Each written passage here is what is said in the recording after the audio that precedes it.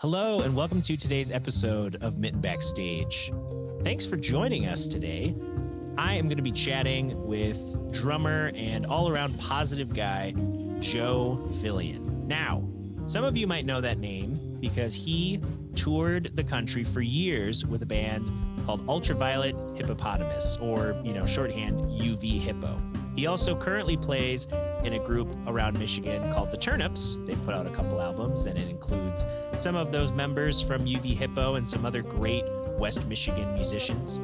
He also performs different weddings and corporate events with the Blue Water Kings band, just like I do. And, he has done so many things and has so much experience in music, being in a band that has, got traction, that has really had a whole arc to their career. And now that he is out of that band, out of that lifestyle, he has, great perspectives on what it was like going from being, a full steam rock star into someone who can balance being, a responsible functioning member of society while also still indulging in passions and pursuits. So it was great getting to sit down and chat with him. I just did a gig with him recently, so it was fun just getting a double dose of Joe this week. If you like today's episode and you want to contribute to these podcasting efforts, you can head on over to patreon.com/Dutcher Snedeker.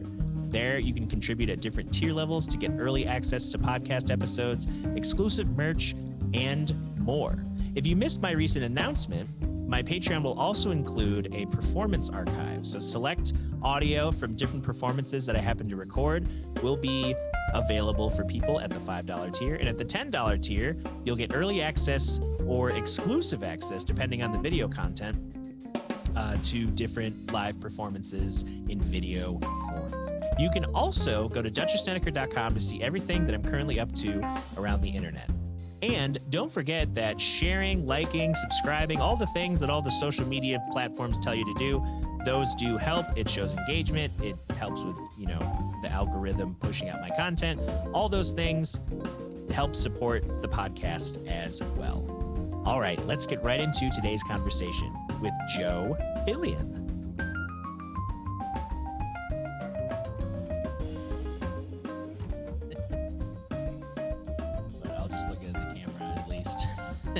Hey, we did it! We did it. Podcasting. Hey, we do the podcast. Pretty much pros. I think I'd be at cool, this. Man. Yeah, thanks for being on board. No, yeah, thanks for having me. You caught me on a good day. I actually, the last 3 nights I was working like overnights. Oh, wow. So like I've been up, I'm working like 8 to 4:30. That's not typical. So like my sleep schedule's off, everything's off, but I have today and tomorrow off, and so just kind of resetting, calculating what's going on. So right. Glad I could be a part of it. Yeah, it's funny. I was just looking up because I'm doing a like an at-home sleep study next Monday. And cool. part of it was just like, when you have that good night's sleep, it's like, oh, everything's just perfect. So I'm like, how do I do that in spite of being a musician? Yeah, it doesn't work. Doesn't work like that. You have to, set the parameters for 1 a.m. start sleep, noon wake up, maybe some food in there in the middle of the night, middle of the day, whatever. Yeah. I mean, I typically 6 hours of sleep for me is solid. I can operate and, not look like a bag of shit. So, are you going to be bleeping this stuff? That'd be awesome if you could. I could. I normally don't, but maybe that could be like a little good, like a project for you. Yeah, I mean, I did find a sound, like a bleep sound, and I know if I ever, I like also when people make their own custom sensor sound. Yeah, like I could just smack my hand on a piano and just have that be Or like some kind of like David Lee Roth, like, Yeah. like Yeah, just anything he's ever sang is just yeah. Well, yeah, I guess with sleep too, it's like we used, I guess, as a species, we didn't used to have the 8 hour, recommended sleep, and that was just because we shifted how work was structured. We used to like sleep a little bit, get up, maybe have a snack, maybe go say hey to the neighbor, at like 2 or 3 in the morning, and then you'd get another like few hours after being up for a couple hours. Yeah. Well, I mean, now that I have personally like settled down in my life, 8 hours is golden. When when I was touring for a while, it was 4, 5 was amazing. You get out of the club at like 3:30 after loading out, depending on if you go to a party or not. You hit the hotel and you got to be out of the hotel by 11. So like, getting right back on the road and driving, if you were driving yourself or if it's your turn to drive, you didn't sleep. But if you're riding, you had to sleep sitting up, or like, because, we didn't have a tour bus. So like sleeping like this is, hard, but you figure it out after, a month on the road. You can figure out how to get comfortable, and depending on the driver too, you have not so great band members who don't drive well, and you have like, I felt like I was a pretty good driver, so I felt good that I could drive safely and people in the van could rest. And I 6 hours was the goal, for my shift of driving. Sometimes we do like 20 some hours driving across the country, and you don't want to be unsafe, especially at night, because sometimes we would play the gig, let's say in Denver, on a Saturday, and we'd all kind of agree like, hey, we're just going to book it across and get to St. Louis. So we'd leave the venue in Denver and drive through Kansas and try to be safe about it. So I would typically be what we called the second shifter. So there's like, when you leave the bar, you have your DD who drives like 2 hours, and then that second shifter has to get up at like 4 or 5 in the morning and take over the sunrise shift, and since I was the youngest in the band, I was the one that took a lot of those harder driving shifts. Maybe that's why I got better. I don't know. Because when I started in the band, I was like 16 and all the other guys were like 21, 22. They were drinking, they were partying. Right. And at some point I was like, I can't let you guys drive after the bars, because this band isn't going to last. Like, we're going to die. We're going to go to jail. There's so many factors. So I was like, I'll just take over and drive. Like, I won't drive during the day, but like after the bar, I will be the one who drives. So typically like from 16 to 21, I drove those drunk bastards every time. And it was kind of my thing. Like, that's what I did. I played the gig and then I drove. And in the early stages, it wasn't so bad. We were staying at friends' houses after the bar. Like, things were ramping up with the band and like touring. But when I hit 21, I could drink, I could party. So like the band was like, hey, you've been really great. Go ahead and take go ahead and take a year off of driving. And I was like, I'm young, and I'm like, yeah, that sounds great. And then like when I hit 22, after that year was over, I was like, this is bullshit. I was like, I only got a year off after I just drove you guys for like 5 years. Like, this is bullshit. But like, there was, back to like driving through the nights and stuff like that. Like, there were like some really dangerous drives that we had, and it was always safety first. We had a DD system. We had like a name system too. Like, so every night, let's say we played Monday, Tuesday, Wednesday, Thursday, it would be like alphabetical order who the DD was. So going into the gig, you kind of knew like, okay, no partying. If we get pulled over, we're going to be good. So we had a DD system, and then it was funny because like the DD system, let's say I was the sober driver for Monday night. I would drive sober for a couple of hours. And then the drunk person who is the, second shifter would get up half drunk and take over. It was a system that like was minimal and it kind of worked and it got us through these gigs. And there was one time actually, speaking of Denver to St. Louis, that was like Highway 70, I think. Oh yeah. Highway 70, like there was a time, like same scenario. We left Denver after playing a really great show in Denver. You know, we're all real high and everyone got fucking lit up. And I drove from Denver to St. Louis. We got pulled over in Kansas and we had this gigantic shuttle bus. We had 2 beds and it was like, it was just a massive, what we call a money blender, which I recommend never get a shuttle bus ever. Yeah. They're not a good investment, even if you're like, yeah, it's a bed, you know? So, you know, the main plan was to like convert it to veggie oil. You know, we were going to get like sponsored and have a great like benefit show for us to like convert it. Well, we're a bunch of hippies in a band. We're not going to fucking stop at Wendy's for oil in the middle of the night and all this other shit. Right. You know, that pipe dream. But so this shuttle bus was awful. You know, it was falling apart from the back to the front. It was rusting out the back, so you could like see the highway from the back seat, like through the floor. But what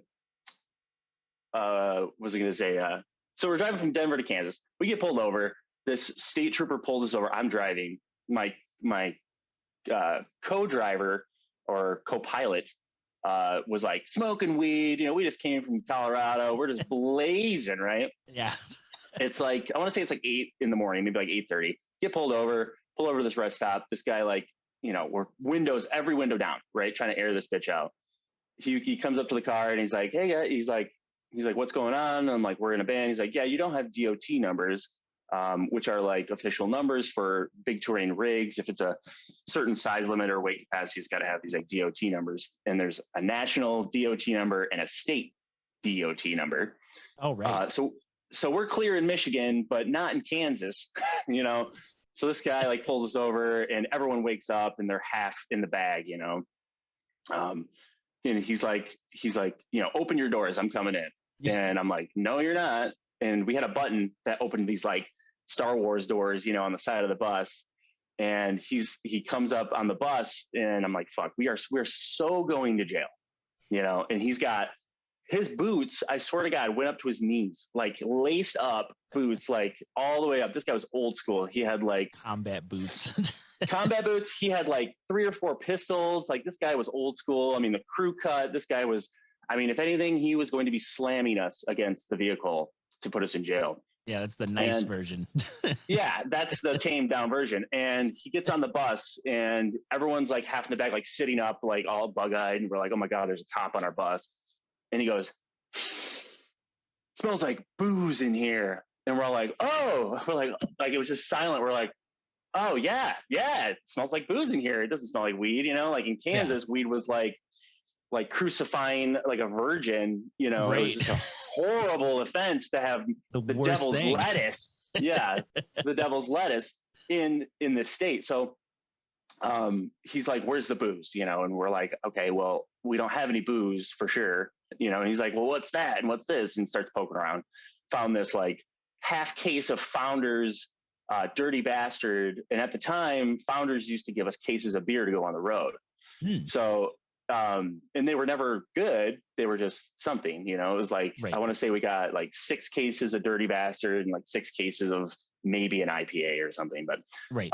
And through the tour, we're drinking it down, and all that was left was like 4 broken bottles of Dirty Bastard in this cardboard box that was covering the hole in the back of the shuttle bus, right? He's like, well, functional. He's like, yep, that's done with me. And like, and so since I'm driving, he takes me out of the vehicle, puts me in the cop car. And he's like, go ahead and put that case of beer in the trunk. And, you know, he's like interrogating us. And finally, he really didn't have much on us. You know, right. He's asking me questions. I'm only answering if he's asking me stuff. I'm not like talking. Right. And before he took me in the cop car, he was like, he looked at Russ, our guitar player, who was kind of giving the cop some lip. He's like, that guy's drunk. I'm not talking to him, blah, blah, blah, blah, blah. And so I was like, sure. And so he takes me into the cop car. He's talking to me. And he's like, since the vehicle isn't in your name, Joe, I have to have the owner of the vehicle drive this from now on, like from here forward through Kansas. And we're like, okay.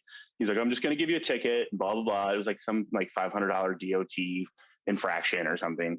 Right. So we get to the bus and he steps back up on the bus and he's like, standing there with his hands and he's like, yeah, you guys fucked it.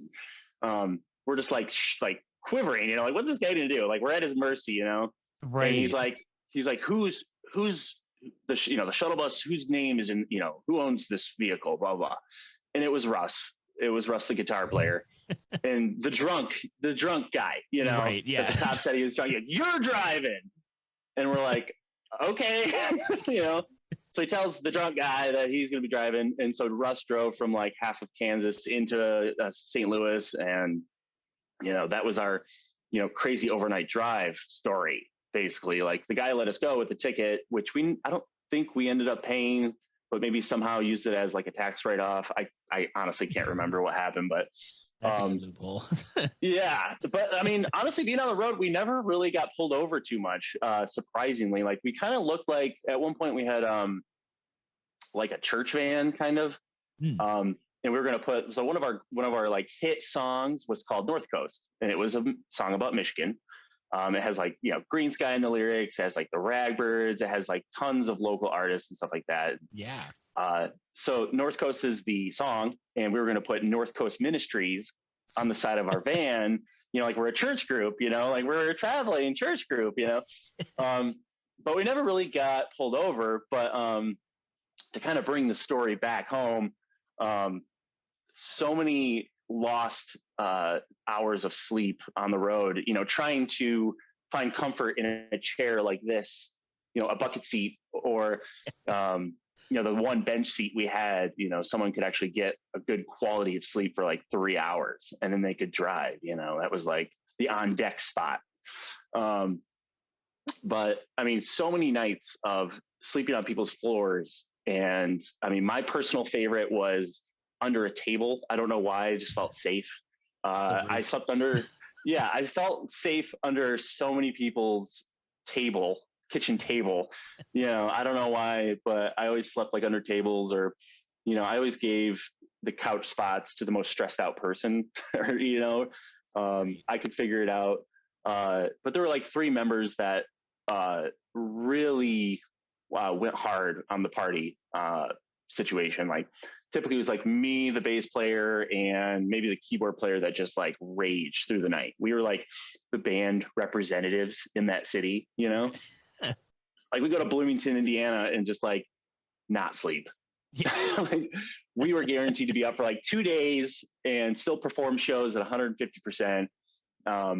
But yeah, there were a couple of times in Chicago, like they had to come find us, at festivals, same thing. Like I just never slept. I mean, I was the young guy, I was representing our band. And I mean, we were known as the party band. I mean, people came to see us for the party, but the group of people that came to see us were party animals.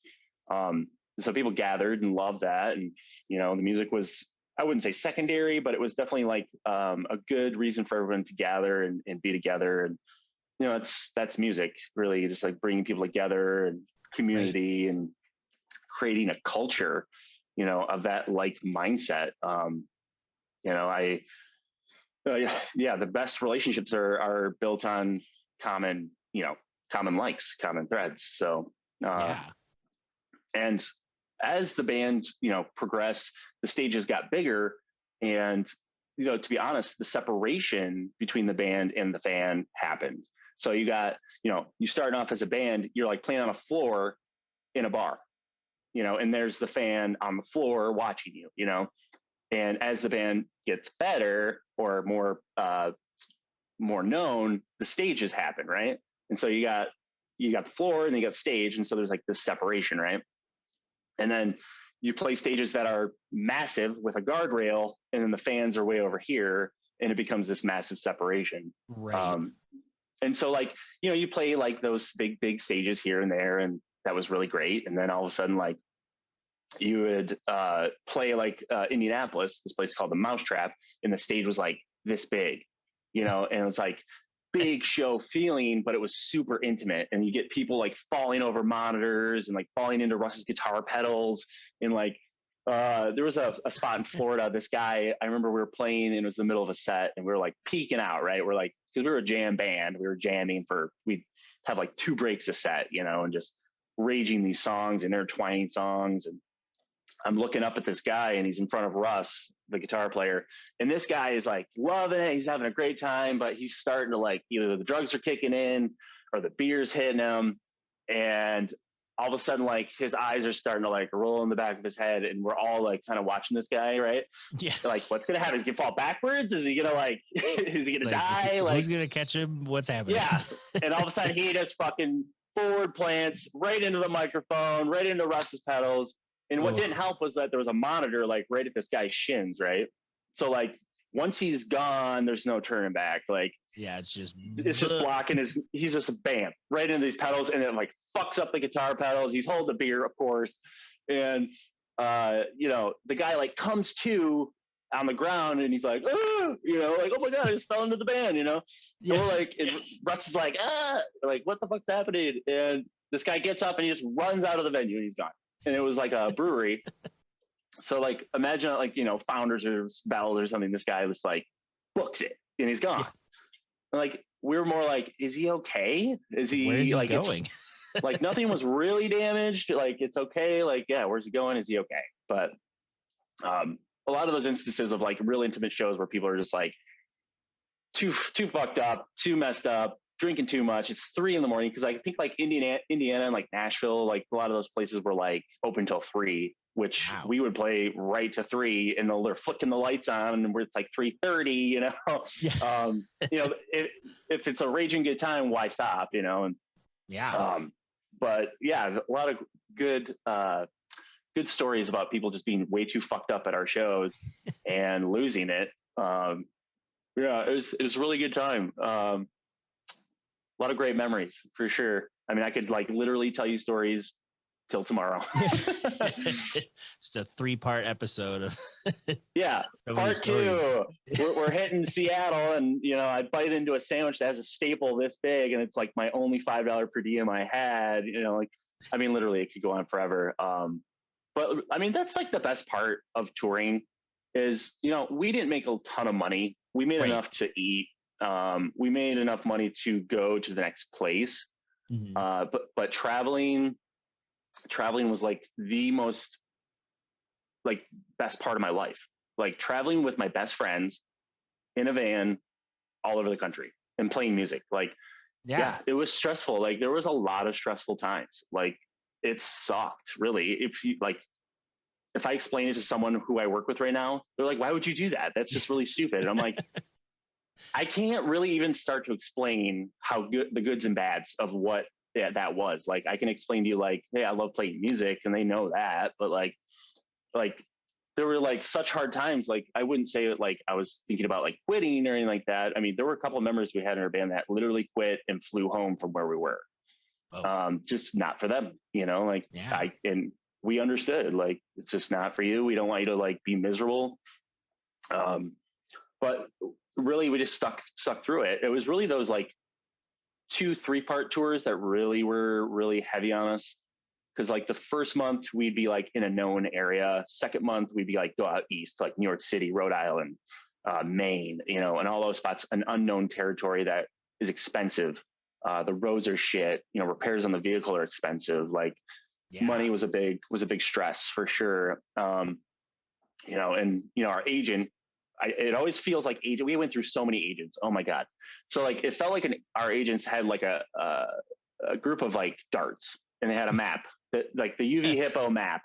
And they'd literally be like, all right, where do you guys want to go? And we're like, okay, well, we're thinking about, making our way out west, but some hot spots along the way, and coming back and doing a home show in GR or whatever. And he's like, cool. And he'd take his darts and he'd like throw them at the map.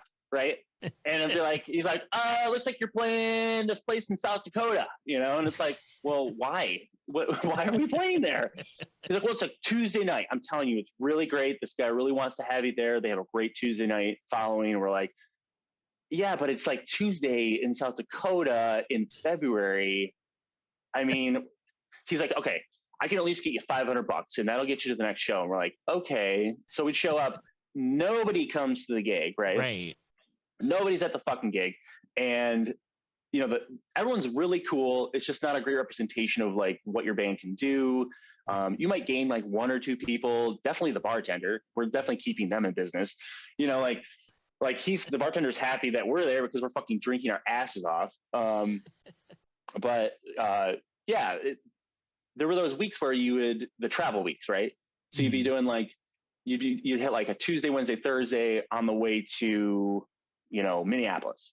So you'd hit like Chicago, Milwaukee, Madison, Minneapolis, and then Minneapolis is the weekend. So typically it's a big city. People are out and about. And it was actually like a great show, and we'd make these loops, right? What I call the flower loop.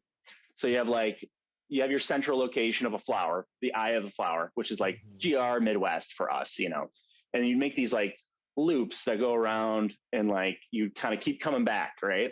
Because you have to come back. You have to make money. You have to make the good money, and you have to keep that fire burning at home, Right. So, so we'd do these flower loops, is what I would call them, all over the place. We'd have our hotspots, like Indianapolis was a big one for us. Grand Rapids for sure. Chicago was always a little bit rough for us just because it was so big.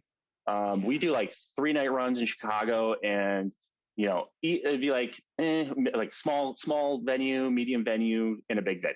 Try to like really expose ourselves and try to get people we know in Chicago, like other bands and stuff like that. And we try that in smaller towns, and that really wouldn't work that well. Like we did 2-night runs in Bloomington and Muncie. Where else? What am I missing? Ohio, right? The Midwest. Unfortunately, Ohio. Like you'd hit Columbus, and it'd be like the Michigan, Ohio State rivalry game.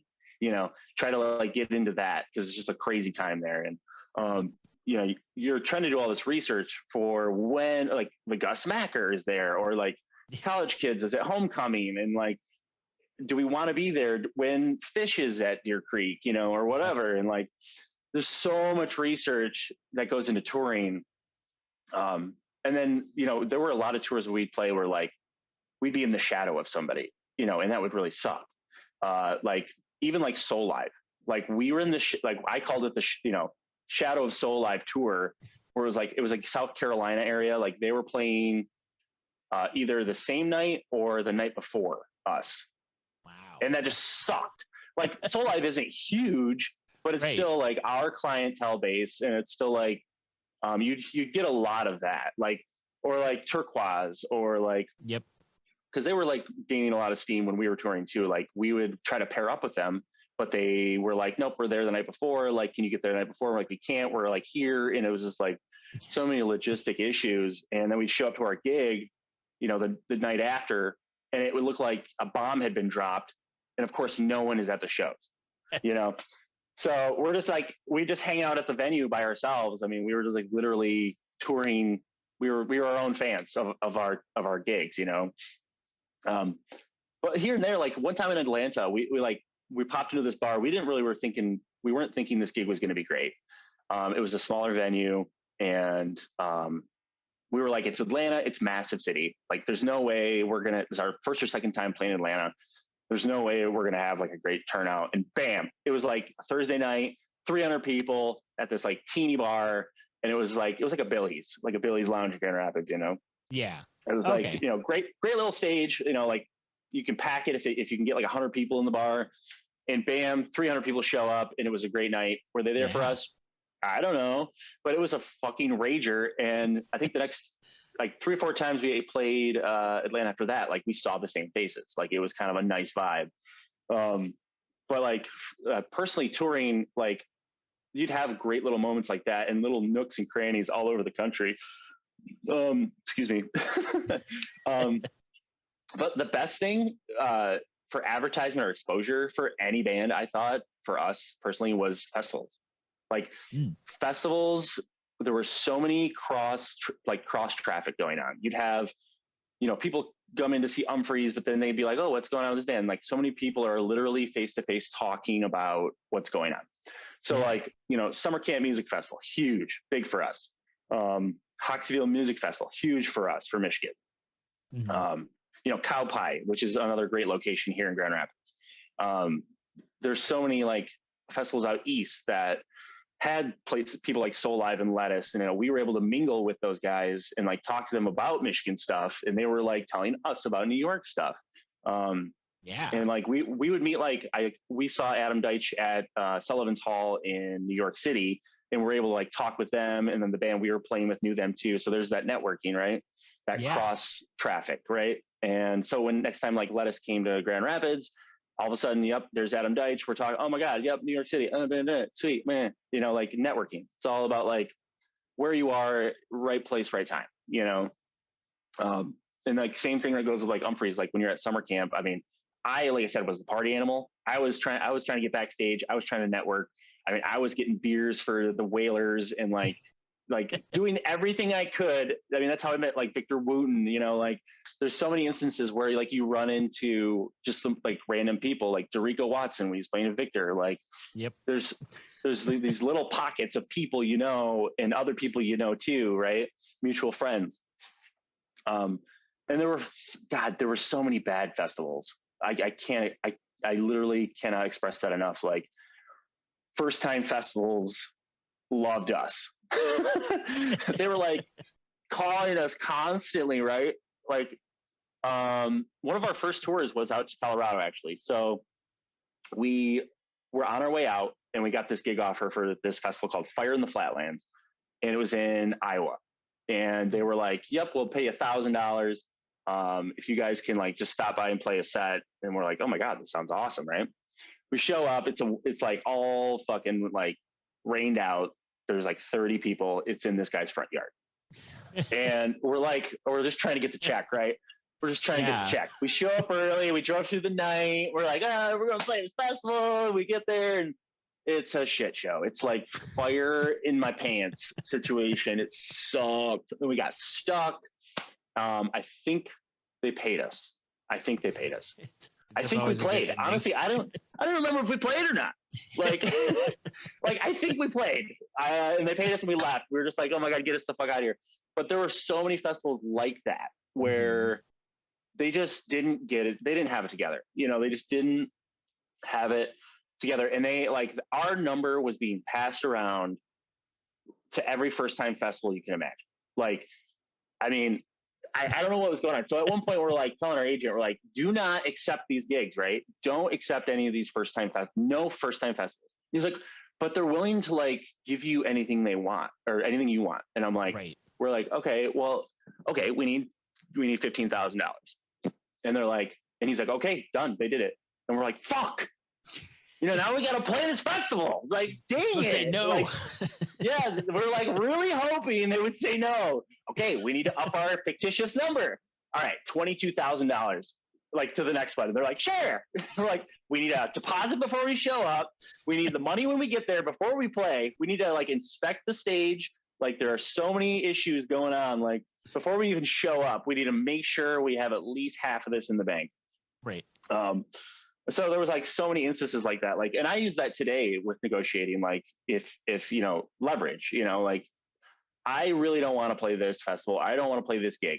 Okay, you really want me to play this gig? This is what it's going to cost. And then they're like, okay, and you're like, fuck, I got to play this gig. I mean, definitely done that. I typically try not to say no to a lot of gigs. Like I love having a yes mentality.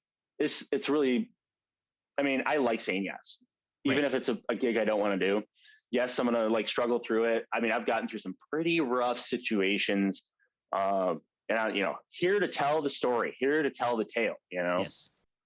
And I learned a lot, through a lot of those experiences, what to do and what not to do. Sometimes you just really got to say no, though. Some things just aren't right. It's absolutely okay to say no, but it is like the last thing I go through with is like saying no to a lot of that stuff. So.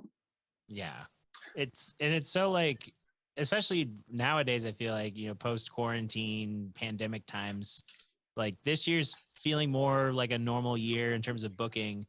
But yeah, there's so many instances where I'm like, okay, yeah, here's the reason that it's no. It's either like, the pay doesn't work out for, the time commitment, what we have to bring, all the extra things. Cause everyone who wanted to see live music, in their, let's say, business owners or, people in their communities that were like, oh, I'm going to convert my backyard into a spot where artists can play. I'm going to, have Yeah. artists in the corner of my bar.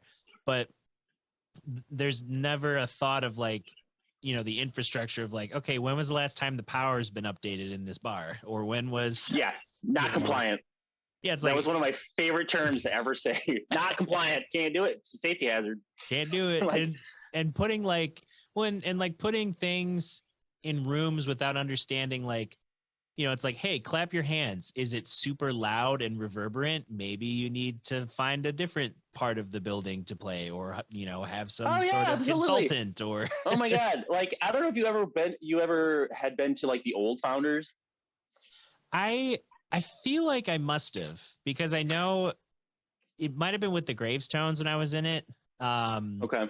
Like, because I remember that was one of the first places when I was under 21 that I was allowed to play, just because I was in that Right. band and I Same just didn't here. drink it. When I was like 17, they let me, at the time, our band was bringing in drinkers. So that's what they wanted. Right. Right. And they were pretty much willing to do anything to make that happen. Like Founders, I don't know if, I think that was on the verge of Founders going bankrupt. Like they were breaking the rules to make that place run. Like you should have seen the kitchen. It was like a 4x4 walkway with like, it was non-compliant. I don't know how that worked, but anyway, old Founders, the place was a glass room. It was a giant room that had just glass walls, right? Yep. And I don't know if you remember the band Covert Operations. They had a massive Grateful Dead sound system thing going on, right? Whoa. And they would show up there and blow the fucking roof off, and like people would leave. Like no one would want to sit through this unbelievably loud show just for beer, right? So when we started playing there, we were like, hey, we want to bring in like a decent sound system. We want it to be present. There was one time we didn't even bring a PA. Like I think we brought like a speaker box for the microphones, but that was it. There was nothing mic'd. There was nothing. It was just so fucking loud. And transitioning into the new Founders, which was, yay, this is so exciting. New Founders, they're going to take music seriously. They're going to fucking pump all this money into the sound, blah, blah. It was probably worse. Like, I would say it was worse because it was a gigantic, long, what it is now, long, Yep. Room with no soundproofing. They didn't, I don't know if they actually even had a sound system, no stage, which is another comical thing about Founders. Like their stages, the actual literal stage started like this. And then they were like, we're going to upgrade the stage. And we're like, oh my God, no way. Oh yeah. Massive power issues too. Like you'd plug in like 2 guitar amps and it would cut the circuit. It would just kill it. So like we're having like in the middle of the show, we're like trying to troubleshoot power. So the stage is this big, right? Right. And then they were like, we're upgrading the stage. And they were like, boop. They like made it like this much bigger. We're like, why did you do this? I'm not kidding you. Over time, they have upgraded that stage to where it's at now, probably 5 times. Now, I'm just like spitballing here about how many times they've done it, but like, why didn't you just build the stage this tall, how it is now first? Like, do it right the first time. Now they've wasted all this money on like, literally, I'm not kidding. Like the stage was this tall and now it's this tall and now it's this tall and now it's at where it's at. Like, and then they put these rails on it and it's like, and then they finally upgraded the sound system. And then they like, I don't know. I honestly can't remember who the first sound person was, but I remember the first night Josiah was doing sound there. We were the band, which he did a great job. And I remember like being like, this guy might actually turn this place around. And I don't know what happening with lobbying and all that, like how many pissed off musicians it took. But I remember we played a free show at Founders. It was one of those free Thursdays that they had for a while. Oh, okay. And I want to say it was like 6 years ago. It was a long time ago. And we packed the place. It was the at capacity all night. It was a great night. And I think Mark Dorich had come up to me or Luke Sass and was like, hey, what would make this better for you? And we're like, well, the sound, blah, blah, blah. And like, cool. And it was like the next Thursday, free Thursday was Green Sky. So they brought in these like completely packed like situations two weekends in a row. And Green Sky came in, played the show, and they were like, we're never playing Founders ever again. Like, and Mark was like, why? Why? And they're like, probably the worst sound we have ever had, ever. And the power issues and all that. So like Founders was pretty butthurt about that. They were like, oh my God, well, like, why wouldn't you ever play here again? Like, that's just ridiculous. And then that's when, Green Sky was transferring into the intersection and stuff like that. Yeah, they're starting their climb. Then, yeah. And same with us. Like, we were like, we're too, like, we brought this place to capacity, asses to elbows several times. It's just time. And then I think there was issues with like, we wanted a $10 cover or something. And they were like, absolutely not. And we're like, okay, we'll just go to the intersection and do that. And they're like, no, well, you can't do that. And it's like, well, Jesus Christ, we're like trying to make it work here. We want to play Founders. Like, that is what we want, but like, it's gotta be worth it for us. Like, we're packing this place to the gills. I don't know what else we can do. We're like selling so much beer for you. Like, I don't know what to do. Like, but that was our transition, like there's always going to be like growing pains, and I am kind of glad we like transitioned into the intersection, just because of like, at the time we were like upgrading our light package too. Like, we had lights we had like 36 movers or something like that on stage. Like, where the hell are we going to put that at Founders? Like, like, we need rack systems. We need like geysers and, phasers and hazers and you name it, like all the gizmos. I mean, and I think we played the intersection main stage probably like 6 times. And each time I think we had a full horn section with backup singers. Like, it was our hometown show. I think we put all the money we made back into the show. Like, I don't think we made money. Like, we agreed to that. We agreed to that, and that was okay. Like, that was the point. We wanted it to be the best show ever. We wanted it to be fully stacked. And we like hired sound guys. We hired recording artists. We hired like a stage manager and like a monitor guy, and we got a limo one time, like, it was just a fun thing. It was like, we're home. The hometown show is our biggest ball buster, like, we broke the bank on the hometown shows every time. I remember we did a CD release. This is like prior couple of years. We did a CD release show at Billy's, and Billy's was like, oh, hell yeah, we'll have you. Like, you guys are going to pack this place. So like, we're like, okay, can we do 2 nights in a row? And they're like, sure. Like, yeah, let's do 2 nights. So it was a Friday, Saturday album release. I think it was Square Pegs Round Holes was the album. One of my favorites. That was like Dave Sanders, the keyboard player. It was like his baby, like his first real album with the band. And like, so we do the show Friday night, we pack it. I think we did tickets and it sold out 2 nights in a row. And we didn't even have a van or a trailer. I think it was, excuse me. We were like upgrading our trailer. Like, we had to rent a U-Haul, and like, there were times where like, we were like all money on the table. We had that album. We had like, I think we had produced like 1,000 actual units.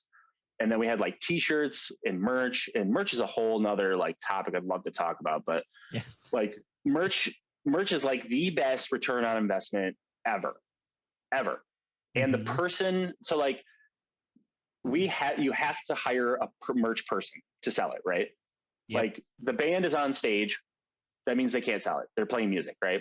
Yeah. So like, the investment in the person selling it too is like just as big as an investment. So like, we were doing thousands of dollars in a night at the merch table, like in CDs, t-shirts, posters, lighters, all the shit, like all the swag. Like, it was totally worth it to invest. Like, we would do like a percentage for the merch person too. Like, hey, if you can sell, because really all you have to do is go, thank you, here's the money, and here's your CD. Like, that's like literally all you're doing, right? Right. So like, if they're like upselling, if they're like actually pushing a lot of things, like, we would give them an extra percentage or something like that. But like, the more you invest in someone, the more they perform. The happier someone is, the better results you get. There was one time we had like 3 people working the merch table because it was just an overload. Like, the intersection, like, we were printing t-shirts, screen printing t-shirts at the merch table. Like, and people love that. Like, they're walking by the merch table and they're like, that's something I've never seen before. There's like a red light and there's like someone over there, like a scientist, like making t-shirts, Right. So just like elevating that customer experience, like, Yeah. and you want people buying at the beginning of the show all the way till the end. You want to be running out of stuff. Like medium t-shirts, always sold out, always. I couldn't even get one.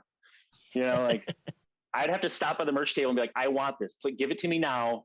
I own this already. Give it to me, But it was just a fun culture, a fun culture of the hometown show. I loved it. It was just like, those are the best, especially after being on the road for like 2 months and not seeing any familiar faces, or maybe here and there. But Right. Coming home, oh my God, there's no place like home. No joke. Like, unbelievable.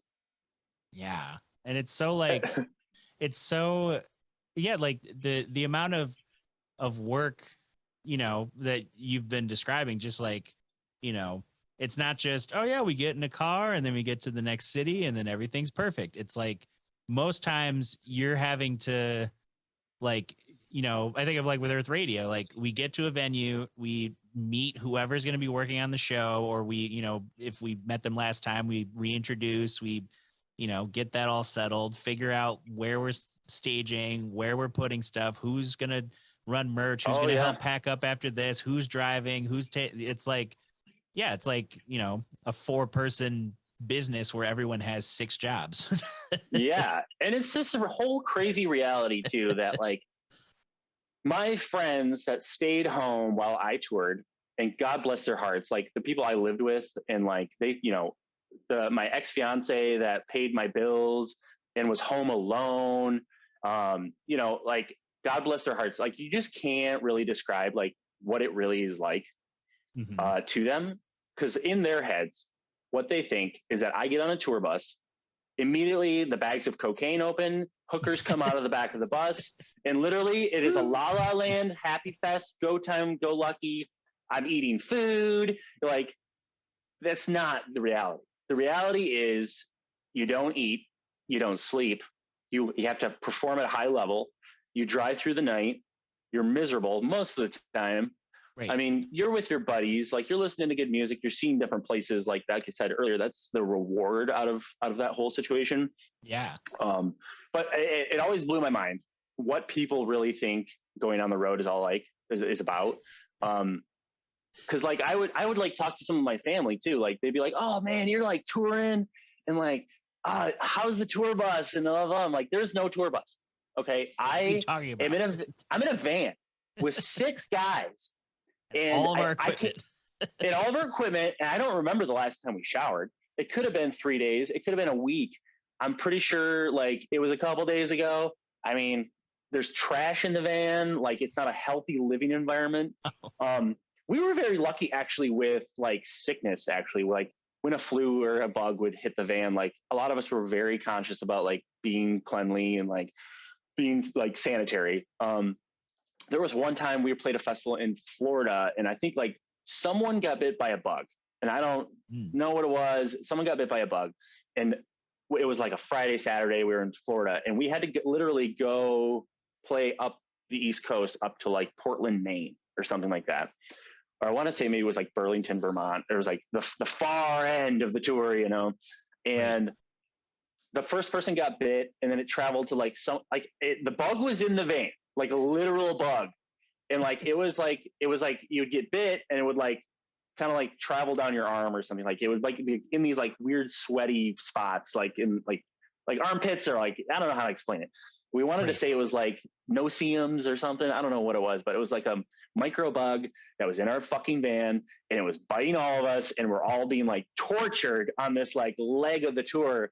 And we get to like Burlington, Vermont, and we're all at each other's throats. We're just like, "Fuck you! You're the one that brought the bug in the van." And finally, like, we're like, "Okay, guys, everybody, calm down. Like, we're all fine. We're not sick. We're just I don't want to say it was bed bugs, because I don't think it was. That was the other lucky thing. We never got bed bugs, surprisingly. Yeah, but we all got bit, and it was like one of those things where like sickness happened. We were in a van together constantly. So like one person would have a cold, and we would just all be like, "All right, we're all getting it. Like we're all just going to be sick," which, fast forward to now, I mean, shit, man, that wouldn't roll. I used to go on tour. I used to buy like sanitizer packs, the squeezy stuff. and Oh, I'd yeah. give them to everybody. I was like, every time you get in the van, just douse yourself. And it was like, at one point I went to like Bath and Body Works and got like Renegade Apple and Cherry Blossom, and like our van smelled kind of nice. Right. And, and like these girls would get in our van and be like, oh my God, like it sounds good here. And it was like, yeah, like, yeah, it's nothing. Jonas, yeah, whatever. But That's how we travel. I mean, we had rules and guidelines. Girls were allowed in the van like after the bar going to the party, and that was it. No girlfriends hopping on the bus from like Chicago to Milwaukee. Like none of that happened. Like we had strict rules. There were like no phone call. You couldn't really take personal phone calls in the van either because everyone had to listen to it. Right. So like I mean, within reason. So you'd like answer the phone. Is this an emergency? Okay, cool. Well, we're about to stop at the gas station. I'll call you then. Like, because like you get into those zones where you're sitting in the van and you're hearing like, oh no, I love you. No, how's things? And you're just like, shut up. You. This is my home. Okay, this is our space. You had to be like very conscious. Same with music. Like the driver picked music. And if the driver didn't want to pick the music, it was the co-pilot. Because the driver needs to be in the zone. Surprisingly though, with UV Hippo, music was, first things first, music was awesome and great, but we didn't play music a lot. We talked a lot. Like the music would end up getting turned down and we just end up talking about stuff. Which reminds me of another rule. Like we never started the day off with business. Like we never got in the van and, our contact would be like, oh, our agent says we just got this. What do you guys think? We wouldn't really start the day off like that because that could just like set the tone for the day. Yeah. Because there could be an argument and then it would we have 8 hours to go and we all hate each other, It's like an hour in. Yeah, we're only an hour in and I fucking hate Russ. He doesn't want to play the State Theater in Kalamazoo because we're not selling out. It's just stupid things that can really set you off. On top of that, the three party animals that I was telling you about, our chemicals aren't right. You don't want me starting on a conversation, but I've only slept 1 hour and I'm still feeling the Molly vibes, and I'm going to start crying because I haven't seen my girlfriend in 3 months, so yeah, it's a whole ecosystem inside the van. In going back, we used to drive ourselves to the gigs, I drove my own car with my gear and I would drive back or maybe party and stay, and then we started to like put our minds together. Like, oh my God, we have to play a 3-night run in Southern Illinois. It really doesn't make sense for us to all drive, let's rent a van or figure it out. That's another really great growing point of a band really is like, you can play your town as much as you want. It's pretty easy. It takes all of your collective thought and strategy to figure out how to do a tour successfully. I mean, to me, breaking even on a tour is a successful tour, period. Right. That's like what people don't really think about. Like if you can get fed and play music, everyone is safe. Like, let me tell you about safe. Like there have been so many instances where we almost died, right?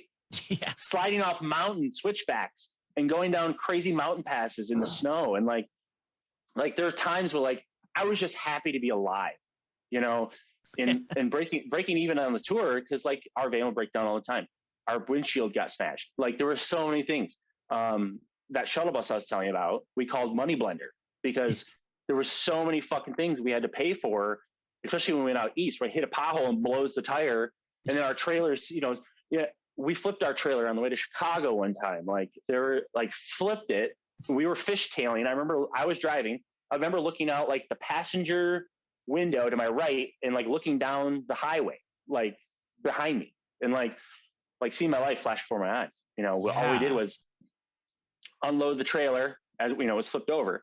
So we had to unload the trailer, flip it back over, load it, put it back on the van and drive to Chicago and play the fucking gig. Like, what are we going to do? We're going to like pull off and cry our eyes out, like go home and no, you like go play the show. The show goes on, man. Yeah. Yeah, I mean, there were so many instances where, tires on the trailer, we had a dual axle trailer. So you need brakes on that trailer, because if you don't, it'll burn up the brakes on your van, right? Mm-hmm. So all this extra weight. So so like blowing out axles on trailers, like that was a constant thing. Like changing the tires on the trailer, like that is huge. Like if you blow a tire and you don't have a spare, or you don't have a plan, you're not going to make it to the gig. You're not going to make that $500 your agent promised you in South Dakota. You know, you got to like figure it out. You got to be proactive. You got to like troubleshoot. You got to be quick thinking on your toes, because I mean, I want to say we missed probably like 5 shows total ever. Mm-hmm. Like, and that happened because of a major disaster. Or, I mean, I don't think we ever canceled the show because of a sickness or a band member not being able to make it. Like, we figured that out. Right.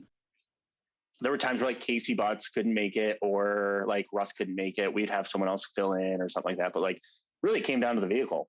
I mean, there were times where like our trailer door, we're on the highway and our trailer doors are like flapping in the wind, and like all our gear is like possibly falling out. Like, you know, and then like, like it's just heart attack situation, and it could happen in an instant, you know?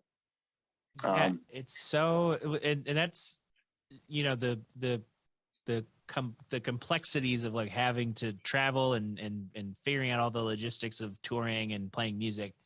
I was glad yesterday at the normal mode residency, we had Jordan Hamilton, and you know, he's very comfortable on stage, he's good at crowd work, and you know, he was emphasizing like, hey, like you know, that you might just think maybe you're just here because you're, you know, friends of ours or whatever, but like the only way this happens is for you to understand like hey, you're all showing up, this back and forth is what a show is about, we need to have more of this going forward.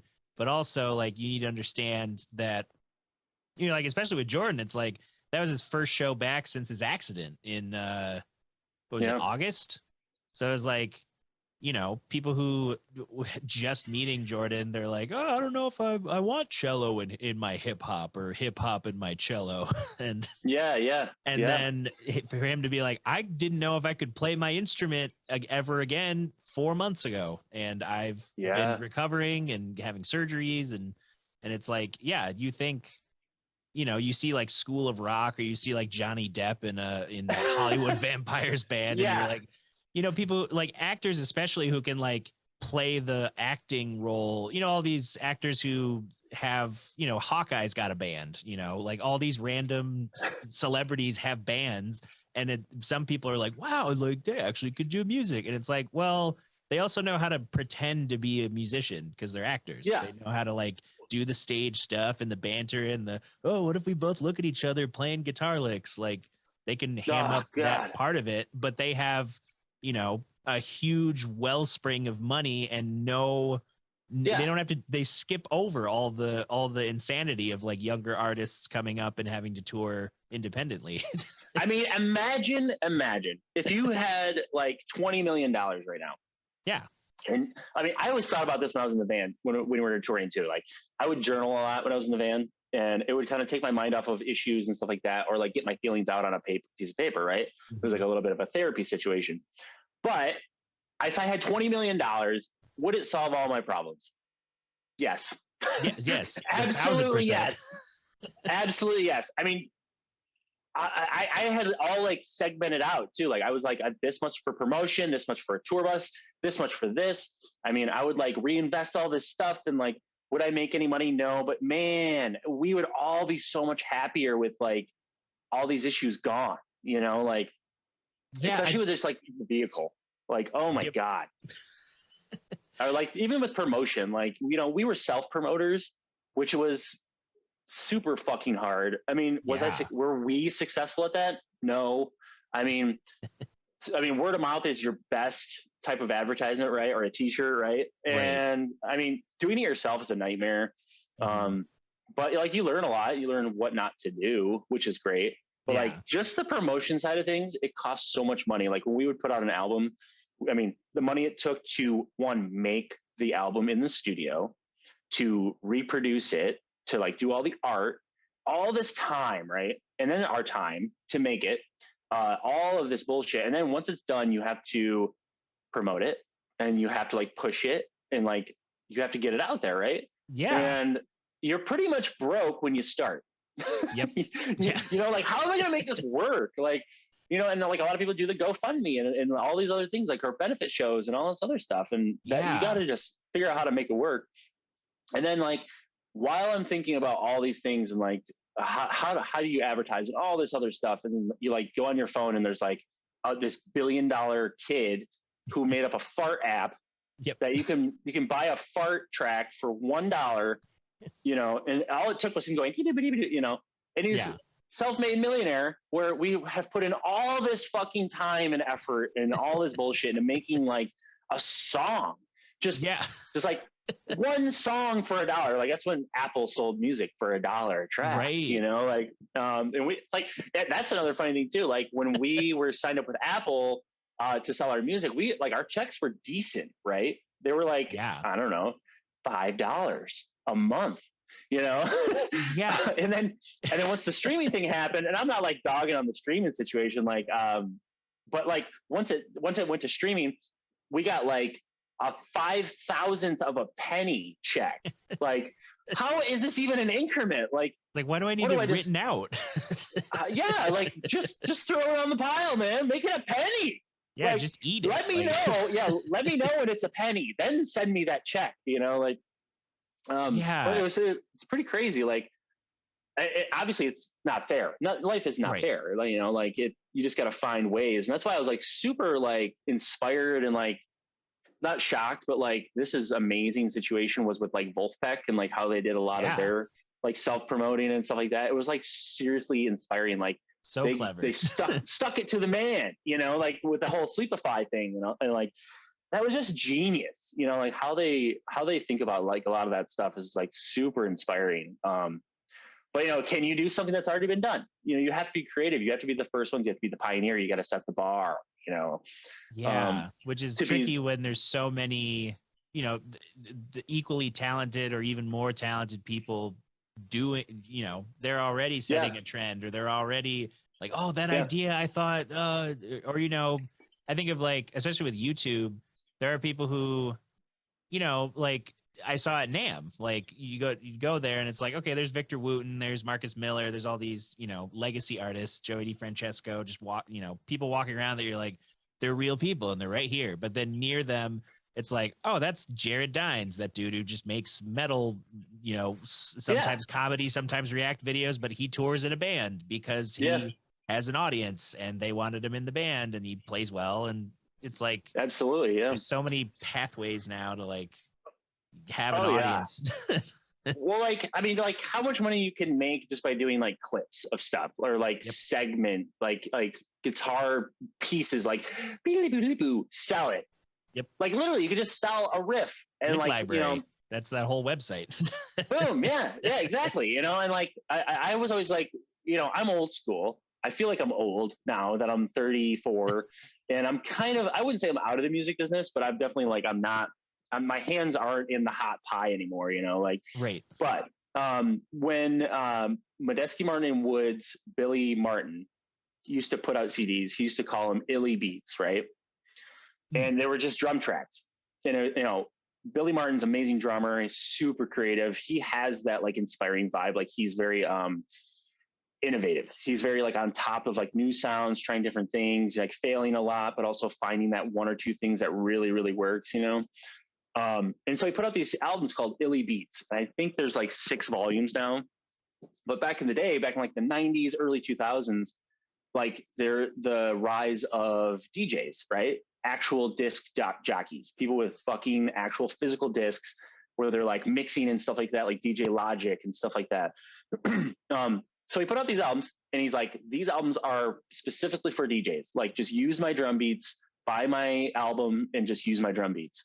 And like, sometimes the drums in Medeski Martin Woods in Medeski Martin Wood is like the best part. Like it's just that fucking nice little groove, and you're just like, fuck, that is so funky, and he's so relaxed, and you're just like, that is just right. And then there's shit he does that you're just like, why? What? It just sounds like noise, right? Right. But he put out these things called Illy Beats, and he like still puts them out today for DJs or producers because they're fat fucking beats, and like that is so lucrative for him. I mean, now that it's streaming, I mean, he could literally put out drum beats every day and just make millions of dollars selling tracks, you know? Yeah. And Loop back to the whole, Loft like, and all those places. Yeah. yeah. I mean, like I was saying with merchandise too, merchandising is like, there's nothing better than return on investment than merchandise. Like handing your CD to a human being for a $20 bill or a $10 bill or whatever.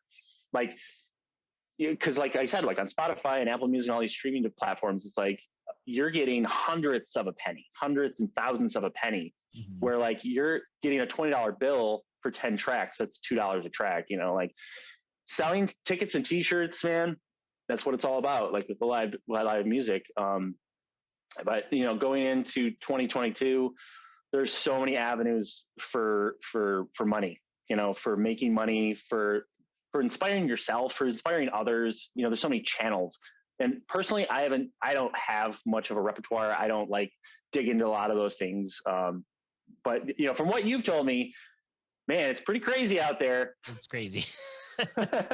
I mean, well, and I think of just like in general, like I'll see something where it's like, you know, these very specific ways people are making a living or more than a live, like making, you know, I think of like one of the current highest grossing Twitch streamers right now is Amaranth, and a lot of her content, it revolves around, there's gaming, and then she does kind of the ASMR angle, and then she also has an OnlyFans, and that's like her three main pillars of like, hey, you like the gaming, you like the community, you like the chat, you maybe like the ASMR for whatever reason, you know, it might be sexual, it might be not, but if it is, go to my OnlyFans. And then what is her OnlyFans, by the way?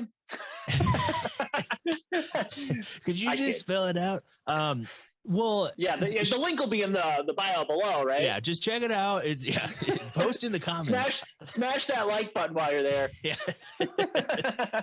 Like she was recently interviewed, and she grosses 1.4 million a month right now. And that's from branding, from streaming, from, you know, things she packed, you know, merch, the OnlyFans, she's got like all these different things that all surround her brand. And it's like, oh yeah, this is a person who, you know, this is from her bedroom. And she'll do things like, I think she owns a 7-Eleven. Like she just buys random, like, I'll just buy a franchise. Like that's a fuck yeah, own a 7-Eleven, fucking cheeseburgers and hot dogs and shit. And Slurpees, hell yeah. It's like it's crazy to see like people who, you know, it used to be like, oh, you're the nerd shut-in, like all you do is play computer games all day, and now all these people are buying up all the tech cities. I know. I feel so left out. I feel so old in this like age of innovation. Like, you know, and really, I feel like I'm a pretty big thinker when it comes to situations and cultures and things like that. Like, I love like diving into like diversities and, you know, the effects and the benefits of like inclusions and things like that, and like understanding something like that. Like I kind of get it. Or like NFTs, like I really don't understand it, and therefore I'm not going to like pursue it.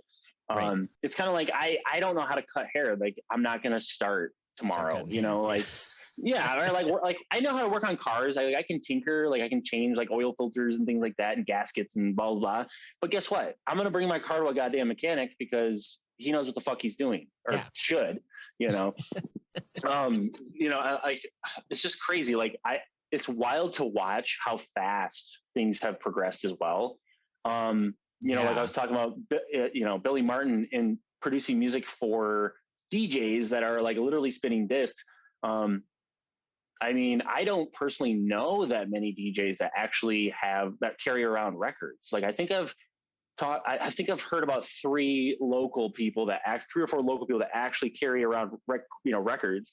When I was in Chicago last for work, one of the guys I was working with, he's like, yeah, I got a buddy who rides the subway with like his go kart. You know, he's got a cart, he's got his tables, he's got a speaker, he's going to, you know, do. And I was like, that is just fucking crazy to me. Like there's a guy hauling a cart of records and shit to a place. I mean, if it works for him, that's amazing. I would go see him. I mean, I would definitely go see something like that. Right. But like, There was a guy in Florida that did like a Sunday like chill vibe at that brewery I was telling you about with the guy that fell over into our guitar player. Oh yeah. His name was 45 Revolver, and all he spun were 45s, the little guys. Whoa. So like he could carry around like 1,000 records in a crate, you know, and like get it done. But it's just like I said, crazy to see the evolution of how fast things are moving and how like things are changing. Personally, I can't like work from home. I'm like a people person. I gotta be able to shake hands and like hug people and see the expressions on their faces. And, you know, Right. talking back to like shows and stuff like that, like too, like it is a necessity that shows happen, period. Like it is a culture. It's a place where people go and feel something. Right. And that goes for musicians. And, you know, being a drummer, you know, typically as the drummer, I'm the one in the back and my back is against a wall. Right. And there's a wall right here. And I'm like this, and I'm like, you know, doing that number. And the energy starts here, you know, like the music between the musicians is played, and the energy and the thought process and the passion is pushed through me into these drums, which other people can hear, the band, and then the band creates this music in through these chords, and this energy goes out through these speakers into the fans. And it's like this motion of energy, right? Yeah. This energy goes, and then it goes into these people and they absorb it and they go, yeah. And they send it back. Right. Yep. And they're like, fuck yeah. And like, that is essential. This movement, it's like the ocean, you know, like it's this energy that is essential. And you know, like live shows. I mean, there were nights I was playing shows and we get done and my face hurt so much because I was smiling so hard. Like, it was just the other day actually too. I was, so I've been working like my job for 2 years, and I like, you get in the groove of like what you do every day and the people you work with and like how it kind of drains you and it kind of like eats your soul a little bit. Yep. And then like I go out and play music on the weekends, and then I like feed my soul, you know, like even if it's just like what you and I do, like for weddings and corporate events, like it's moving my wrists. It's like seeing you do this crazy fucking cool little jazz lick. And I'm like, fuck yeah. And like, I literally did that last weekend when I was playing with you. I was like yelling, fuck you at this wedding. And like Adam, same thing. He like does this crazy little bass lick. Right. I'm like, fuck you, you know? And I'm like, it was so good. Like, I need that, you know, I need that energy. I need that feeling, you know, like, and like, even if it's a shitty wedding or a birthday party or something, like it's something that is causing feeling, causing emotion, causing this energy to be pushed through me into other people and then absorbed and pushed back. And it's like this nonverbal communication thing going on that is so essential. And like working retail sucks. It like sucks the energy out of me. I don't know how people do it. Like, I don't know how people like every day have done it for like 10 years and they get paid shit and they get treated like shit. Always getting yelled at by everyone around them. Yeah. And then, you know, I'm like letting them know, I'm like, I have 3 gigs this weekend. And they're like, what? That's so crazy. Like, you go and like play gigs. I'm like, fuck yeah, go and play gigs. I'm like, that's where my soul shines. You know, like I was saying, my face hurt from smiling so much, like, and I would have to like massage my jaw and like get my face back in order. And like the next day I'd wake up, my face was sore because I was like this the whole time. I was just like, you know, like this is like me eating the cheese. Like in the retail world, I call it like a bunch of rats climbing on each other, like trying to reach the cheese, trying to reach this fictitious happiness, you know, in retail where like I'm eating the cheese behind the drum set, you know, like, the other week, I stopped into Flanagan's, and Dale Bales was there, and Mason, and like a bunch of musicians. And that was actually, I stopped at your show first at the listening room. Oh, right. Which was sweet. Absolutely fantastic. I was able to like piss in Steve Leaf's ear for a while, and that's always a good time. It's one of my favorite pastimes, actually. Love you, Steve, if you're listening to this. Which, you know, you and I played his wedding, which was awesome. Probably my favorite wedding of the year. Yeah, definitely. Literally. It was like so low key and so fun and like energetic. But to get back to my story, sorry. I stopped at your show, awesome time. And then I hopped over to Flanagan's to sit in and play a couple songs with them. And I think we started with the chicken. And Dale's like, just hit it, just go for it. And I'm like, cool. And instantly I go, cha, boom, and I'm just like literally like cheese in my face. I'm eating the fucking cheese now, like a fat rat, man. I mean, I've told all of my retail like leaders and bosses and stuff. I was like, you don't understand me. Like, you don't understand what I have. I'm sorry. I'm not like telling you I have it better, but Right. I do have I do. And I need this. Like, I need this. And I don't know what you need. And I care about you and all this other stuff. But like, everyone obviously needs to find their cheese, right? Yep. Or their massive drum set, as they said in Freaks and Geeks. You know, you need to find your massive drum set, man. But like, I've always told them, like, I'm so lucky to have found my cheese. You know, like I can't do without it. I have to have it. It's crack in my blood. Like, and it doesn't matter if yes, bad musicians can make a rough night. Yep. Yes. But like, I always step away from those bad situations and like really do think like, what did I learn? What can I learn from this? Like, right. Am I going to learn that like, I probably won't want to play with this person, but like, why were they bad? They had an off night. Was it like, just cause they're just like, they don't practice, so they just don't care. Like, right. I've played with great musicians that don't care, and it's been a shitty night. Yep. You know, like, I've played with shitty musicians that care and they're really trying, and I've had a fun night. Right. You know, and really in the end, I mean, I'm not really trying to go too philosophical on this whole talk, but like, it's happening. You don't have a choice now. With this cheese, man. I'm done with the cheese. But it's really just about fun. Like, yeah, if it's fun, it makes me happy. Like, true happiness is a real thing. You know, if it's looking at a rainbow, if it's going for a walk, if that's your thing, like, happiness is real. And when I was on the road, I was pretty happy. I think I was more happy just because I was like free. Right. I was a free spirit. I was a free soul. I could do pretty much whatever I wanted. But like, to kind of relate this back, when I stopped touring and stopped getting my cheese, I kind of hit rock bottom. Like, I was drinking and partying, and like, when I was on the road, drugs were free, alcohol was free. I didn't have to drive really. Like, I was in this whole bubble of rock and roll, sex, drugs, rock and roll. And then when I stopped touring, I hit rock bottom. Like, I kept going, but I had to drive.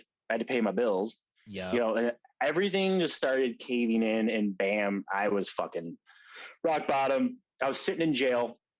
Actually, I was arrested in this shirt, hogtied and thrown in a cop car, went to jail, and sitting in jail with a black eye.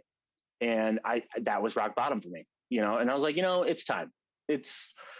This is reality smacking me in the face, saying, okay, this is your chance. This is a moment. This is a window, a door, whatever, like, take it or leave it. And I fucking took it. My response just sounded like I was like, yeah, I took it. But no, I fucking took it and I ran with it. Like, I sobered up. I got my shit in order. And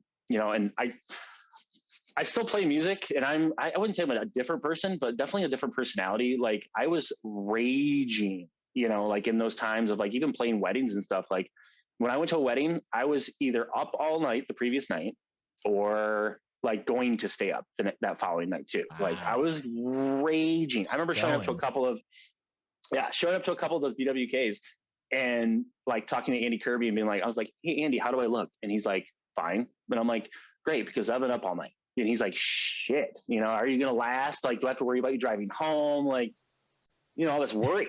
But, in the end, I'm glad I really like got my shit together and figured it out, because it's crazy, man. I have like friends dying. I currently have 35-year-old friends who are dying because, they're still partying, they're still on the merry-go-round. They're still making that loop of, I feel like I'm missing out on everything, and they just have to party every fucking weekend. But on the other side of the spectrum, I've got more friends going sober, like other musician friends. Yeah. I mean, it's not for everybody. Like, people struggle with it, and I get that. It wasn't easy for me. I'm not saying it is easy. Right. It's a constant thing. Like, with getting your shit together, like, personally, it kind of felt like a leaky faucet. like it kind of requires like constant attention for it just to not leak. Like you think like a faucet should never leak, but it does eventually. And my faucet needs constant tweaking, constant like reminders and constant fixing, and like just for it to be normal. Like, you know, getting my shit together was probably the best thing I ever did. I mean, I've gotten more gigs because of it. People can rely on me, my family, like it's pretty crazy. Like I probably won't go back to ever raging, raging as hard as I did. I mean, I'm surprised I survived and I'm alive. Like I can't believe it. Like it's fucking crazy. Yeah. And I didn't really mean to make this turn into like a Joe Dirt story or anything, like, but yeah, here I am, and as long as I'm like playing music and playing with great musicians like yourself, and it's rewarding enough to keep me going, like right. We're all struggling. We're all fucking drowning in a weird way. Mm-hmm. So we just gotta look out for each other, man, and like just keep playing music. Like I just saw, and this is me chasing rabbits, of course. Coachella announced the like, hey, there are no COVID policies. If you get it, you get it. Right. I don't know. Did you happen to see that? I saw it. We were talking about it yesterday on the gig. Because I think it was when we were setting up. Cassie at Listening Room was reading an article about it or something. Yeah, I mean, in the last 2 years, everything has either been locked down, mandated, very controlled. They want to be able to control this situation, and I get that.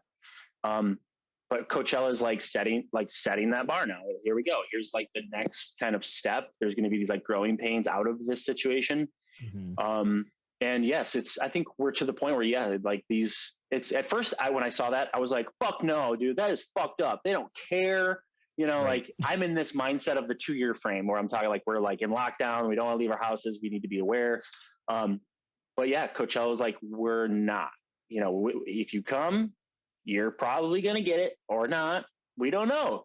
We're just saying, we're disclaiming that like, we are not like in control of this. And I don't know. It was like I said, like one of those steps, like, holy shit, like, okay, here we go. Here are the baby steps out of this thing, like, yeah, because it could go either way. It could be one of those things that's like, okay, we survived, some people got it. We're figuring it out still. It could be like it all blows up in their face and it's like a cautionary tale. It could, there's so many until someone takes that step, especially as a big company where it's like, everyone's going to see that decision like, oh, if I work for Coachella, I got to make sure I'm prepared. If I'm attending, like, depending on, like, oh, am I just going in unvaccinated and just rolling the dice? Am I, there's all these variables, and it's like we're at the point now where, especially with a precipice. Yeah, especially with like, I think back to earlier this year when Delta's CEO was like, we need employees to come back. They keep getting sick. And then the CDC's like, well, what if it was like 5 days? You only had to stay home. Just like cut it in half, like within a week. And I'm like, wait a minute. So we're just like, I get we need certain things to keep running, but also it's always weird with, this will be my only brief tangent of, it's not fully political, but like it's always funny when it's like capitalism as a system. It's like the market will decide, and you make your business, you figure it out, you compete, you figure out competition and competitive prices, you figure out how to have a leg up on your competitor or what you offer in comparison.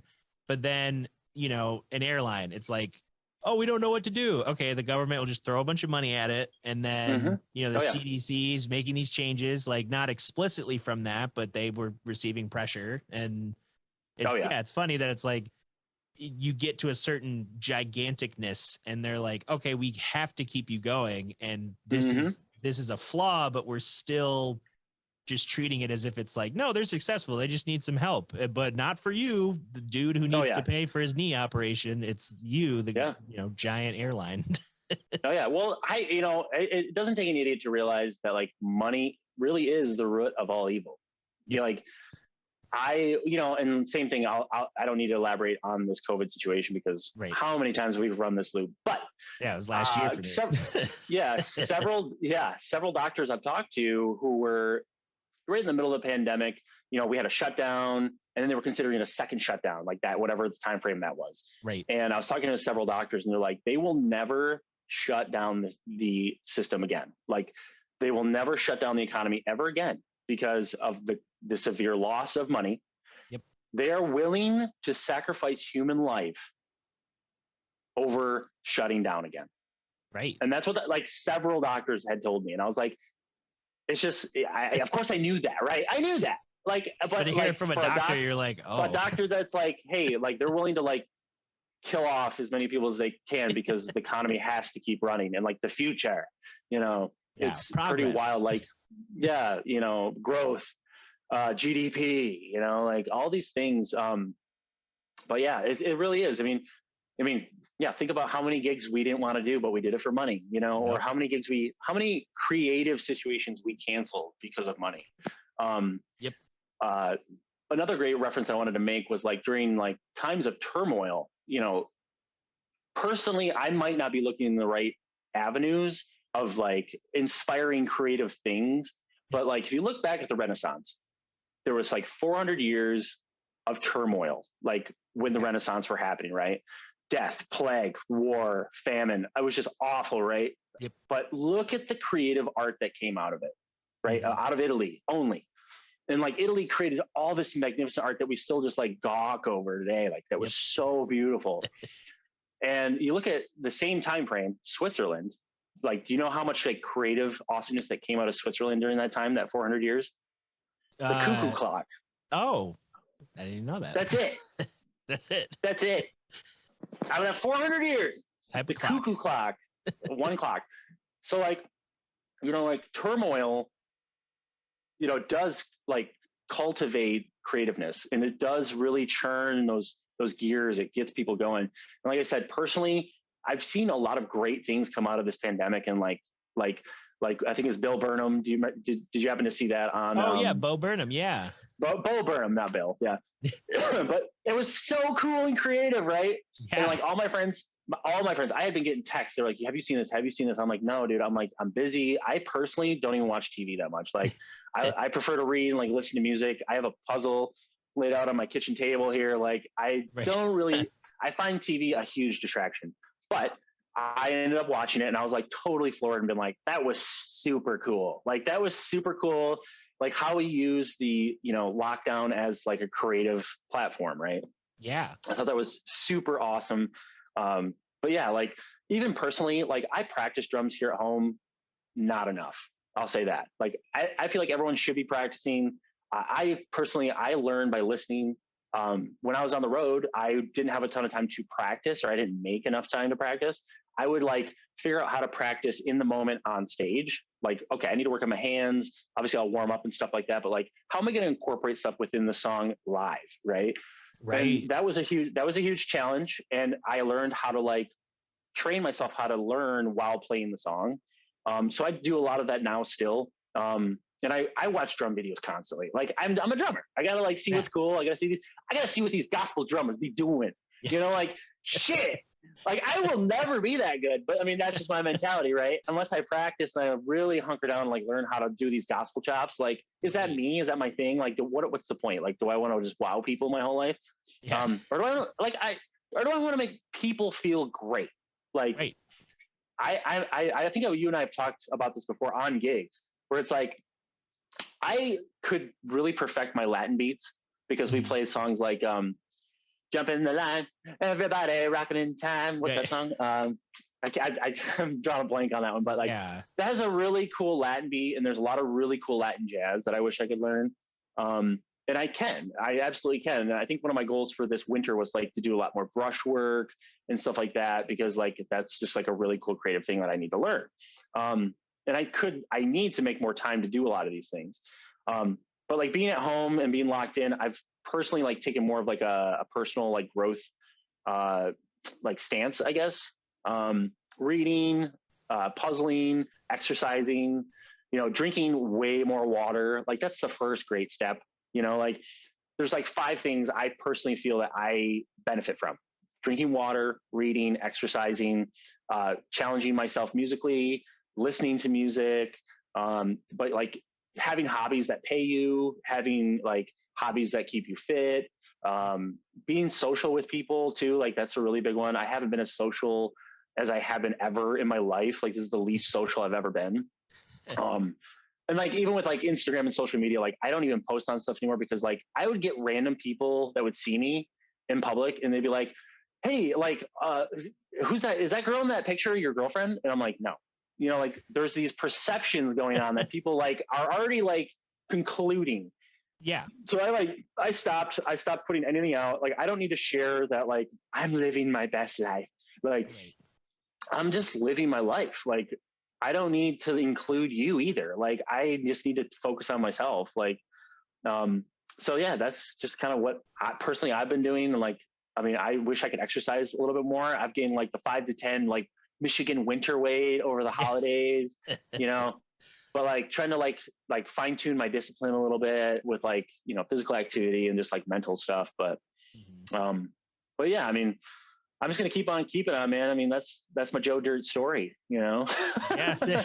That's all you can do. Yeah. It's definitely like, it's an arc and it shows experience and yeah, the growth that almost has to happen after being in like, you know, full steam rock band to be able to like understand like, oh, this is, I mean, I guess you mentioned the you know, the night in jail, that was kind of like the wake up call. It's like, okay, I need to, you know, take all this energy and things that I like doing and retool it so that I can, you know, have a more sustainable life. Yeah, absolutely. I mean, I'm honestly like not too proud of the fact that like I work a normal job. Like that's not that wasn't my life in the past. Right. You know, when I was touring, I had jobs. Like I was a dishwasher. I worked at Staples for a while. Like, I mean, I've done carpet. I've done roofs. I mean, I like did all sorts of odd jobs because I had to pay my fucking bills. Like, right. You know, like I was telling you about my ex-fiance, like she owned a house and I paid rent kind of deal. And like, I would give her all my money, but all I had was $100, you know, like, or like I would give her everything I had, you know? And I wasn't lazy. I mean, I'm a well-known workaholic. Like even when, even when I was like rage drinking all the time, like I put the fun back in function alcoholic. Like I worked constantly. Like I was working and drumming and just staying busy, you know, like I'm not lazy. I know that for sure. And I try to like, I don't know. I just want to impact people positively. You know, like I want people to be around me. I want people to like, when they think about me, they think something positive, you know, like they're like, yeah, Joe's great, you know, or whatever. Like that's more of a personal thing, I guess. But like, I just want to affect people positively, you know, and I want to inspire. Sure. Do I want to like make people better? Yeah, sure. But I'm not doing that. Like you would have to do that, you know? So, so yeah, yeah, that's my story. Yeah, I was gonna say that's like that's a great spot to end the chat. Like very, you know, very succinct like storytelling. Yeah, thanks. And, I really didn't go into this with any kind of plan. You know, I just it's good to chat. Good to chat about music and what it's done for me, who it's made me. You know, so yeah, and that's part of the, you know, that's always part of why I even wanted to start doing this podcast was it gives, you know, like so often as musicians we have like, you know, it's an article and some of what we said to the interviewer is just taken and then worded into an article and you get like 3 quotes or, you know, you're on a morning show and, you know, X amount of people might see it and you were there for an hour, but you're only playing a 15-minute segment of like an hour show. And, you know, it's like you get asked like, oh, how's the album? And it's like, good. All right, moving on. And you're like, okay, a whole, you know, chunk of my year was working on this. And you're just like, good job. There's like, so to have, a little bit of a longer form thing where it's like, you know, you get to talk about what, you know, where you started, what you're doing, what influence, like all the things that, you know, people want to know these things from musicians. And sometimes it's just the way it's packaged is like, you know, I think of like GQ or who else, maybe it was Vanity Fair or something. So like they've been doing these interview series with, you know, rich people, celebrities doing their house tours. And then one with the like Kim and Khloe Kardashian, and both of them were like, and Kylie Jenner, I think too. But like all of them were so it was so clearly staged and so very transparently, like all the questions were like who's your favorite sister, and then like, oh, in this I'll plug this. It's like, what's your favorite thing you do in the morning? Well, it's putting on my insert makeup brand, like right. So like to have something that's more like this, like more personable, human, human. Yeah, absolutely, man. I mean, yeah, I work, I bleed, I get sick, like, and I run a lot, and I push myself a lot. I'm human, man. Or like, and like I said, I could always drink more water, like best drink in the room. But yeah, I mean, that's the best part too. Like, people want to know what's going on and what's happening and how they got there. And yeah, I think what you got going on here is a really good thing. Awesome. Yeah, thanks. Where, before I forget, where should people, I mean, I know you're not super active on socials, but are there, like the Turnips, I guess, or other bands that you Oh, yeah, okay. Yeah, I didn't even mention, like, so, like, the band I used to tour with was UV Hippo, Ultraviolet Hippopotamus. You can find that on, like, Apple, Spotify, Bandcamp, what's the other cool? iCloud. Is it iCloud? No. SoundCloud. SoundCloud. Love SoundCloud. But the Turnips are also on the same platforms. It's the Turnips. We have like a couple albums out there. Super fantastic band. It's headed by Andy Kirby, Austin Benzig, Josh Wilson, Zach Potter, and myself. If you get a second, check it out. It's a great group. Thank you very much. I appreciate it. I'm really proud of what we've done. Very vocal heavy, funk, rock. Like, we've recorded at Third Coast with Kevin and Bill and Joe Hedinga. And yeah, I mean, I don't really dabble outside of like, I'm more of a band guy. Like, I love like the camaraderie of a band. I obviously do mercenary work with BWK and stuff like that. Right. But I don't know. I love the camaraderie of a band and like putting all your heads together and making like a collective creative art piece and stuff like that. I love that. And I don't really like critique bands. I don't go out and I'm like, oh, this band was great or not. Like, I just love music. I loved you guys at Listening Room. That was fantastic. That was super cool. I love that room too. It just sounds really great in there. So great. Yeah, but yeah, I think that's pretty much it. I'm on social media. I mean, like I said, I send you stuff all the time. It's like funny bits like that. If I can get a laugh out of social media, that's the point for me. Like I'll send you crazy stuff. Like, I sent stuff to like Jeff Baird. He's like, please stop sending stuff to me. It was like, like that. There was like a video of a dog like twerking or something. It's like teeny weeny, teeny weeny, and he's like, I don't get it. Like, please stop. And I'm like, cool. I won't send any more stuff to you, but I hope it made you laugh a little bit. Like, cheer you up in like the littlest way, that's good for me. So, but yeah, man, I'll be around, I know, and if people want to hit me up, I am hidden on Facebook, and also am I allowed to get my Instagram out? I mean, it's Strokes of Thunder. And it is private, so I will be like critiquing only gorgeous people allowed. There's a high bar of entry to my Instagram. No, I just keep it private because, like, when I was on the road, like, I'd get a lot of randoms, and it would be kind of weird. And like, I know the point, like, of a rock star is to be like a rock star, and like everybody knows who you are. But like, it would get a little funky, like being on the road. And like, I was a part of like street teams and stuff like that, so I like to keep it very direct. But yeah, hit me up. I like to chill. I chill and do puzzles, man. I'm an old man now, so. I mean, I'm right now, like in front of my house. I'm looking out in front of my house. There was a water main breakage right out front of my house. There's like 6 bulldozers. There's like 7 city guys. Like, it's actually been a very interesting chat this morning. So like, I mean, I'm literally the old man, like looking out my window, like, hey, what are you doing? So, but yeah, keep in touch. I really appreciate you having me on today, man. I mean, yeah, it's a real pleasure. Yeah, anytime. Yeah, enjoy your days off, and I'm sure we'll have a Blue Water Kings year soon. I'm sure out of the 70 we have, I will absolutely be seeing you soon. Sounds great. Cool, man. Take care. Yeah, see ya. See y'all.